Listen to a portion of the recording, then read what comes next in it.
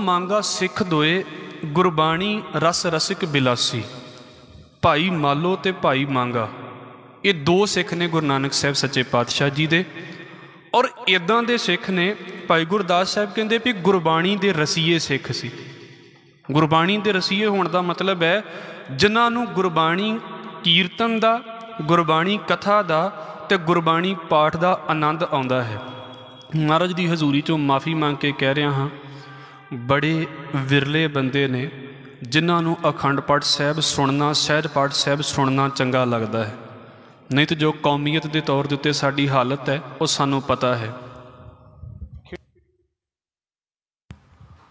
जो कौमीयत के तौर के उत्ते साडी हालत है वो सानू पता है भी असी किन्नियां कू कहीए। वार वार इक्को गल कहनी पैंदी है भी अखंड पाठ साहब रख लिया है, बाबा जी दस्यो भोग कदों पैना।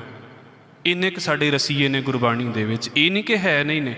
मैं वो भी बंदे वेखे ने महाराज की किरपा दे नाल सारी सारी रात बैठते रहंदे ने पाठी सिंघां दे कोल ते कोई गल ही नहीं, चौकड़ा भी नहीं बदलते। सारी सारी रात पाठ सुनने वाले बंदे भी वेखे ने। इहो जिहे भी बंदे बहुत ने, रसीए है भी बहुत ने, पर बहुतात दे विच जो हाल है वो सानू पता है। भाई गुरदास साहब कहते भी इदां दे सिख जिन्होंने गुरबाणी सुन के आनंद आउंदा सी। अखंड कीर्तन जथे वाले एक बाबा जी होनी चढ़ाई कीते ने, मैनू नाम भुल गया उन्हां दा। उन्हां क्योंकि बाहर रहिंदे हुंदे सी ते वख-वख जिथे भी किसी गुरसिख नूं उन्हां ने फोन करना जां उन्हां नूं फोन आउणा तो फोन दे उत्ते गुरसिखां दे कोलों बाणी सुणदे हुंदे सी भी हाँ आ सिख दे कोलों बाणी सुननी है। इन्ना बाणी दा आनंद, इन्ना बाणी दा प्यार, सारा सारा दिन बाणी दे वल ध्यान होना भी बस बाणी सुननी है। बड़ियां घरां दे विच होवेगा भी इदां, चलो महाराज चढ़दी कला दे विच रखे, क्योंकि मैं वेखे भी ने, चलो महाराज किरपा करन। और इदां दी गल है कि भाई मालो जिहड़ा सी वो कथा करदा हुंदा सी। भाई मालो कथा करदे हुंदे सी ते भाई मांगा पहलां तो उस कथा नूं सुणदे हुंदे सी, बाद च दोवें मिल के ते कीर्तन करदे हुंदे सी। भाई वीर सिंह होणां ने लिखिआ दोवें मिल के कीर्तन करदे हुंदे सी। और इन्हां दे कीर्तन दे विच इन्नी तासीर सी, कीर्तन दे विच इन्ना असर सी, जिहड़े बंदे इन्हां दा कीर्तन सुणदे सी वो गलतियां करनियां छड्ड जांदे सी भी गलत काम नहीं करना। असी भाई मालो ते भाई मांगा जी दा कीर्तन सुनिया है। कीर्तनीय किड्डे कमाल दे होणगे, प्रचारक किड्डे कमाल दे होणगे महाराज जी दे, क्योंकि जीवन बोलदा हुंदा है, किताबां नहीं बोलदियां हुंदियां, जीवन बोलदा हुंदा है। तो मैं पढ़दा पिया सी ते हैरान रह गया भी हर एक गलत काम दे वल्लों ध्यान हटा देना, शब्द दे वल ध्यान लग जाना, इहो जे बंदे। तो मैं इस करके कह रहा हाँ, ये गुरु नानक साहब सच्चे पातशाह दे कोल गए सी दोवें ते महाराज जी नूं इन्हां ने सवाल किया सी कि सच्चे पातशाह उपदेश करो भी की करिए, की करना चाहिए जिंदगी दे विच। ते महाराज जी कहते तप करो। तो सच्चे पातशाह नूं पुछ लिया भी महाराज किहड़ा तप करिए। फिर गुरु नानक साहब कहते जी 3 तरीके का तप हुंदा है।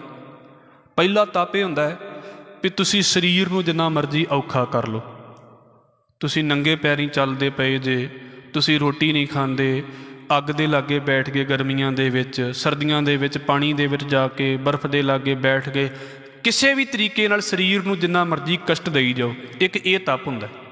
एक तप हुंदा फिर आ जिहड़ा इंद्रियां नूं रोकण वाला, अखां बंद करके बैठ जाना, किसी दी गल नहीं सुननी, मूँह तो नहीं बोलना, ये इंद्रियां नूं रोकण वाला तप। एक ये तप हुंदा।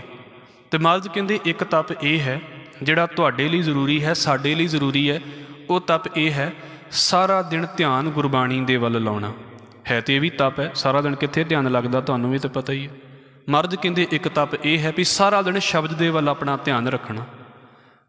तो गुरु नानक साहब ने नाल ही कहता भी जिहड़ा पहला तप है उहदे विच तुहानूं प्रॉफिट बहुता नहीं होवेगा, फायदा बहुता नहीं होवेगा, पर जिहड़ा तीजा तप है ना उहदे विच फायदा बड़ा होवेगा।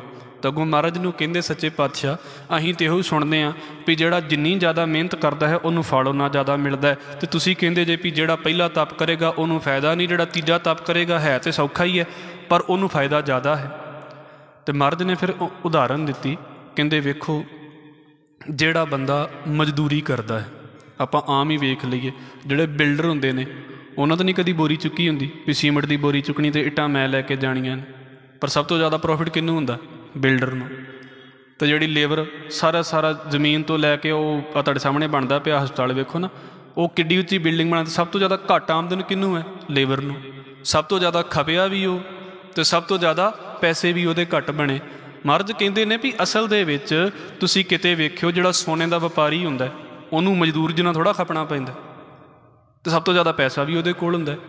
इस करके तप का मतलब ये नहीं भी तुसी शरीर नूं किन्ना औखा करदे जे तो फिर तुहानूं ज़्यादा कुछ मिलेगा। सतगुरु कहंदे भाई इदां ही शब्द नूं सुनना है, इदां ही बाणी नूं सुनना है। जिन्ना इस बाणी नूं सुनोगे तुहाडा अपने आप ही ध्यान जुड़ जाएगा। इंद्रियां नूं रोक के फिर भी तो रब दे वल ही आउणा है ना, तो बाणी सीधा ही ये काम करती है कि बाणी रब नाल जोड़ती है। इत्थे दो काम करती पई है बाणी, तुसीं इहनूं अपने प्रैक्टिकल च रख के वेख लो। इत्थे हुण तुहाडे दो काम हो रहे हैं, एक तो रब की गल हो रही है, दूजा तुहाडा ध्यान जुड़ी जा रहा है। हुण तुहानूं पहलां कोई ये कह देवे भी घरों मोमबत्ती दे वल वेख वेख के ध्यान पका के आयो, तो बाद तुहानूं उपदेश करांगे, तुहाडा 2 वार दा समां बर्बाद होना। सच्चे पातशाह कहंदे सुखौला तरीका यही है भी शब्द दे वल अपना ध्यान दिओ। कीर्तन सुनो जिन्ना सुन सकदे जे, शब्द सुनो जिन्ना सुन सकदे जे, बाणी सुनो। ये 3 तरीके ने साडे विच गुरबाणी पढ़न दे, गुरबाणी गायन दे। एक हुंदा है पाठ, एक हुंदा है कीर्तन, एक हुंदी है कथा। गल सिर्फ इन्नी क है भी अपना ध्यान असीं गुरबाणी दे वल लाउणा। तुहाडे विचों बहुत वो बैठे ने सुखमनी साहिब दा नितनेम करदे ने, सहज पाठ करन वाले ने, तुसीं बाणी पढ़न वाले जे तां इहो जिहियां गल्लां कर लईਆਂ ਜਾਂਦੀਆਂ ने। नहीं तो जिथे बाणी नहीं पढ़ी जाती उत्थे इहो जिहियां गल्लां करन दा फायदा भी कोई नहीं हुंदा, समझ भी नहीं लगदी उन्हां नूं भी किहड़ी गल कीती जा रही है। कोई तप नहीं करना। महाराज ने इन्हां नूं आख्या भी शरीर नूं भुखे रखना जां किते जप तप वर्त करने ने, नहीं। महाराज कहंदे कुछ नहीं, सिर्फ बाणी दे वल ध्यान दिओ। बाणी हौली हौली तुहाडे आत्मा दे विच तुहाडे मन नूं चंगी लगन लग पवेगी। जदों मन नूं चंगी लगेगी, जो बाणी आखदी है उहनूं कमाउणा शुरू कर देवोगे। जदों इहदी कमाई शुरू हो जाएगी, तुहाडा अंदरला आपा अपने आप ही पवित्र होवेगा। अंदरला आपा पवित्र होवेगा, जिहड़ी गल करोगे लोग उस गल दा असर रखणगे। जिहड़ी गल करोगे लोकी तुहाडा इस पासे तो सत्कार करनगे। जदों होनी शब्द पढ़िया जा रहा सी महाराज जी का, साध साध मुख ते कहें सब भला मनावे, भी हर एक नूं जिहड़ा वो नाम ही इदां दा पै गया भी ये साधु बंदा है। महाराज ने इन्हां नूं ये उपदेश दिता सी, मालो मांगा सिख दोए गुरबाणी रस रसिक बिलासी। इदां दे रसीए गुरबाणी दे। मैं एक बेनती कर देवां, क्योंकि चलो 2 मिनट का समा होर आप जी का लवांगा। गुरबाणी सुनने वाले अक्सर असीं पढ़ते हुंदे हां, भाई कान सिंह नाभा महान कोश उन्होंने लिखिया, होर भी गुरमत दे उत्ते लिखतां लिखियां ने। इन्हां दे पिता जी ही सरदार नारायण सिंह महीने दे विच 4 सहज पाठ करदे हुंदे सी। गुरु ग्रंथ साहिब महाराज की बाणी का सारा पाठ उन्होंने जुबानी याद सी। ये मैं इस करके भी कहना ना भी वेखो सानू जपजी साहिब याद करके इंज लगदा भी बड़ी वड्डी चीज़ याद कर ली है। मैं नहीं कहता छोटी चीज़ है, पर बाकी बाणी किहदे लई है, वो भी साडे लई है। इहदे वल भी होईए। होया कि महीने दे 4 सहज पाठ लगभग 200 अंग रोज़ दे बनते हैं, असीं अक्सर कहने हुन्ने। तो एक बार महाराज हीरा सिंह नाभा के मन च ख्याल आ गया। वैसे उन्होंने 3 अखंड पाठ साहिब इदां कीते सी। उन्हों के मन च ख्याल आ गया भी गुरु का इहो जिहा कोई सिख होवे भी जिहड़ा मैनूं बाणी का पाठ करके सुणावे ते इक्को ही चौकड़े ते अखंड पाठ करके सुणावे। इक्को चौकड़े के उत्ते चलो बाबा नारायण सिंह हुणां दी दस पै गई भी ये करनगे। बाबा नारायण सिंह अगों कहंदे ने भी मैं पाठ तां करांगा जे अगे कोई सुनने वाला होवेगा। तो इदां नहीं भी मैं पाठ करी जावां तो कोई होवे ना सुनने वाला। जे अज दे हालात ने भी पाठियां नूं कैमरे 'च ते सौखा वेख्या जांदा, उदां को भी उदां बह के वेखो फिर किहड़ा वेखे। बाबा नारायण सिंह जी ने पाठ किया इक्को चौकड़े ते बह के। महाराज हीरा सिंह नाभा ने इक्को ही चौकड़े ते बह के पाठ सुनिया है सारा। करन वाले ते पाठ सुनने वाले गुरबाणी दे इदां दे रसीए। वो चीज़ साडे विचों हौली हौली ना जिद्दां जान लग पई भी नहीं गुरबाणी दे रसीए बंदे घट गए। हुण भी है ने बाणी पढ़न वाले। भाई हीरा सिंह कीर्तनीय होए ने, एक उन्हां दे बारे एक गल कही जाती हुंदी है